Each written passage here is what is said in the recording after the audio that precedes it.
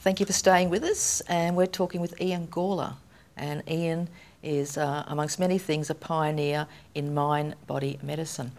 Ian, before the break, you were talking about obviously the cancer that came back in your case, and the chemo and the radiotherapy, and then also you then looked at doing a more spiritual, intuitive, wisdom-based healing with yourself. What did you put in place that obviously worked?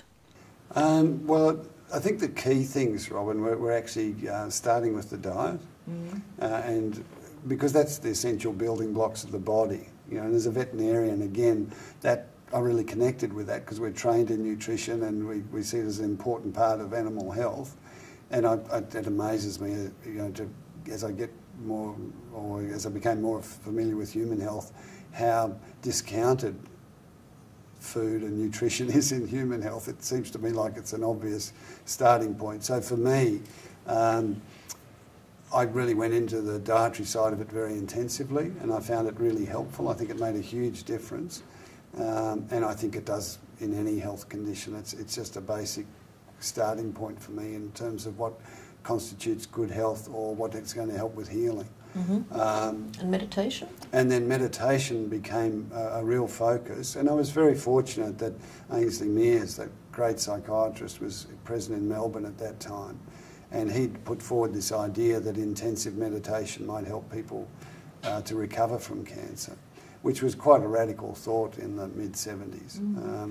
And I was one of the first people who sort of took up on that and said, well, okay, I'm happy to have a go at that, because it fitted with that sort of spiritual interest that I'd had. And I'd actually started meditating a little when I had my leg amputated. And although it wasn't very well structured, or I hadn't had a teacher at that point, I'd at least been doing some practice. So the idea that to take that deeper and spend more time with it was very appealing.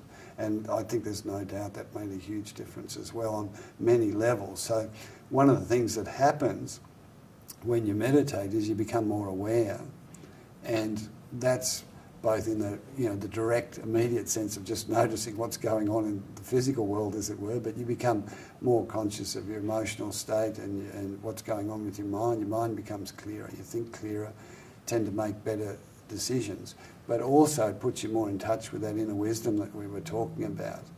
And I think it becomes more trustworthy because it sort of that becomes clearer too out of the process of meditation. So then, from when you had that second diagnosis, how long was it that you were then cancer-free? Well, it took another couple of years. So 2 years from when you were given the 3 to 6 months. Yeah. So it was the mid of 78 that I was found to be cancer-free. And by that stage I was just getting back into my work as a veterinarian. Ainsley Mears wrote up my story in the Medical Journal of Australia, and the press got onto it.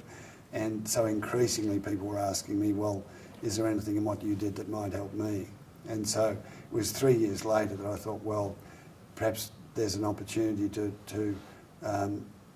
help people more directly through running a group and getting people together in a group situation. So in '81, I started the first lifestyle-based self-help and sort of fairly active cancer self-help group. And active in the sense that it wasn't just about passive support for people, but we were really interested in how can people be helped to improve their quality of life and their whole experience of having cancer, and you know, that transformative aspect that can come through suffering. How can we help people to get the benefit of that? You know, faced with difficult circumstances, how can you get the benefit out of it?